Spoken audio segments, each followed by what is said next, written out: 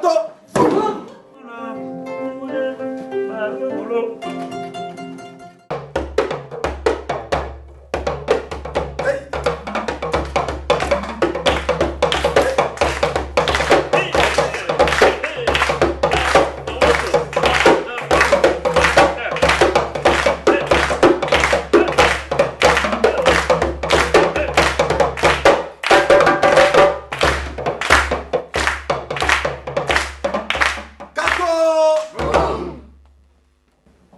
Je vais vous raconter l'histoire de Luc le lièvre et Bouki la hyène. Vous connaissez la hyène? Bien sûr. Vous connaissez Luc le lièvre? Bien sûr. Le lièvre est l'animal le plus rusé, le plus intelligent de la savane. La hyène, par moments, elle est intelligente.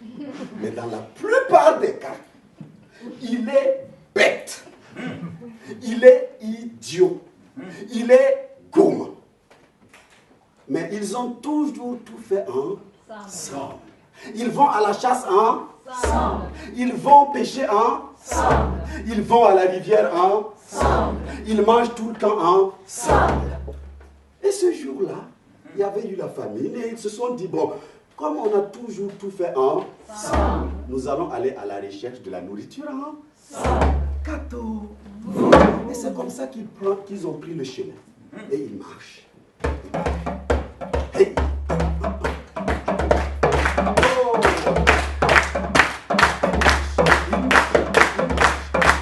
Et au bout d'un moment, ils arrivent au milieu d'un carrefour.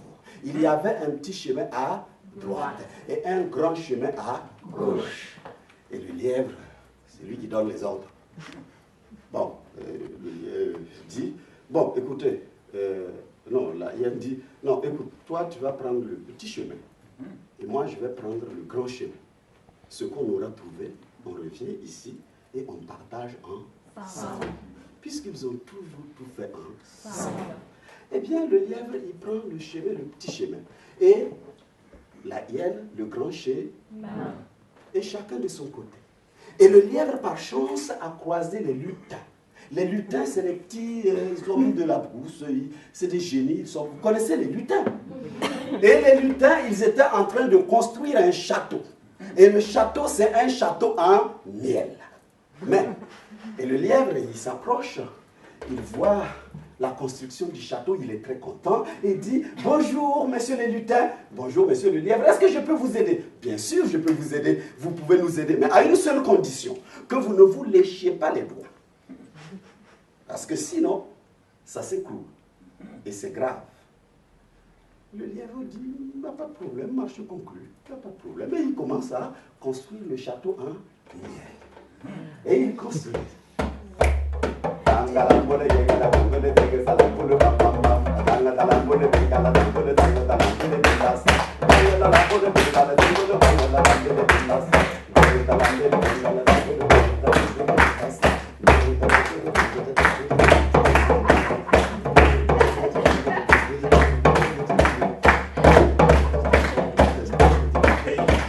Oh, les lutins, ils étaient très contents. Oh là là, la construction s'est bien passée et les lutins, ils sont rentrés dans la case et ils sont sortis avec une gibet.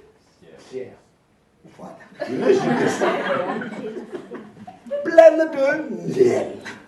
Et le lièvre, il est content, il prend sa gibecière et il prend le chemin et il marche. Il marche et arrivé au carrefour, il rencontre son ami là, qui n'avait même pas trouvé, même pas une cuisse de criquet. Alors, le lièvre, il arrive avec sa nourriture et la hyène lui dit, ben, on partage puisqu'on a toujours tout fait ensemble. Donc, il n'y a pas de problème, ils partagent et ils reprennent leur chemin et ils marchent ensemble jusqu'à la maison. Chacun a pu nourrir sa femme et ses enfants. Mais ça n'a pas tardé puisque c'est fini. À un moment donné encore, ils doivent reprendre le chemin pour aller à la recherche de la nourriture. Kato. Puisqu'ils ont toujours tout fait ensemble, pourquoi ils vont arrêter de faire ça? Et donc, ils prennent le chemin et ils marchent. Hey.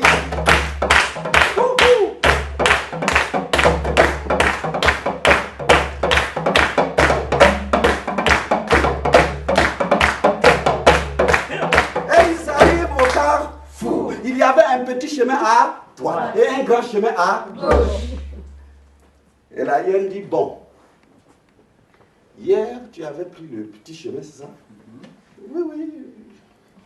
Et c'est là que tu avais trouvé le lutin avec le miel. Oui, oui, oui. Bon, aujourd'hui, toi tu vas prendre le grand chemin et moi je vais prendre le petit chemin. Et le lièvre qui dit, mais on a dit que... Hier, tu m'as dit que... Tu te calmes là, hein? Aujourd'hui c'est aujourd'hui, hier c'était hier, avant-hier c'était avant-hier, dans 3 jours ça sera dans 3 jours, et on ne peut pas décider comme ça d'un seul coup. Non, non, non, tu te calmes, hein? Tu te calmes. Oui, mais... tu te calmes, hein? Je prends le petit chemin, tu prends le grand chemin. C'est comme ça. Oui, mais pourquoi on peut changer? Mais non, il n'y a pas que ce soit. Le changement, c'est maintenant. Tu changes, tu prends là, ok? Gâteau!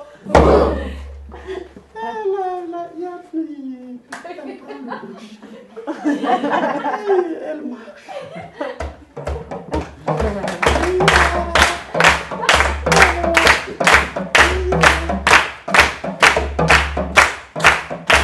Et effectivement, la hyène arrive dans le domaine où la construction se passe très bien avec les lutins. Et elle s'approche et dit, bonjour monsieur le lutin. Bonjour, est-ce que je peux vous aider à construire votre château de miel? Mais bien sûr, mais monsieur, madame la hyène, c'est une condition, parce qu'il ne faut pas que vous léchiez les doigts. Ah, il ne faut pas. Mais vous savez aussi moins que moi que c'est difficile quand même. Imagine-toi du miel. Tu te serais léché les doigts. Toi, particulièrement, je sais que tu te serais léché. Eh bien, la hyène, elle commence à construire avec les lutins.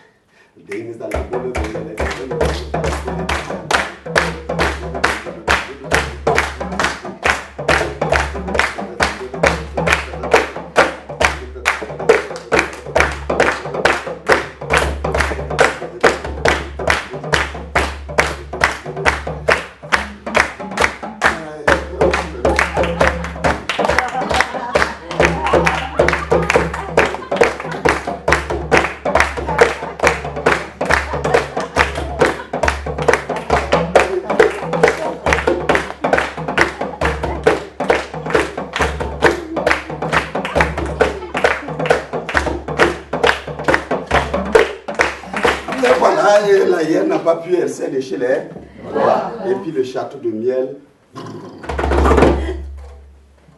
le château est tombé. Et les lutins se sont regardés, sont entrés dans la case, après avoir pris la gibecière de la hyène, et ils sont entrés tranquillement dans le feu. Ils ont rempli. Et ils ont donné à la hyène. Et la hyène a repris le chemin. Très contente. Et elle marche.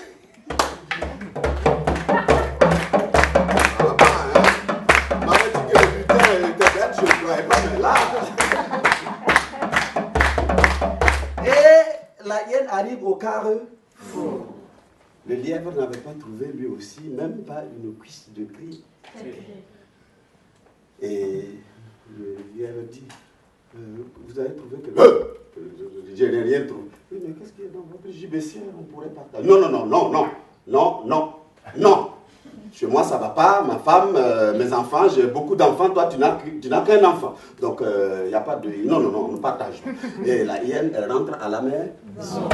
Mais là, encore, quand elle est arrivée, elle a chassé sa femme, parce que je vous dis, c'est une gourmande, elle a chassé sa femme, elle a chassé ses enfants, elle est rentrée dans la case, elle a pris la clé de la porte, elle l'a même avalée, pour que, voilà, il n'y ait pas quelqu'un qui vienne déranger, c'est lui seul, elle seule, dans la case, fermée à double tour. Et elle commence à, bien sûr, délier sa gibecière, afin de pouvoir manger.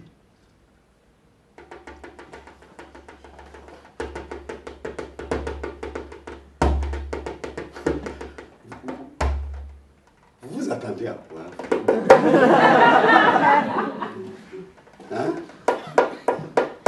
t'attendais à quoi? Tu t'attends à quoi? Qu'est-ce qui pourrait se trouver dans la JBC? Autre chose que du miel. Ah oui.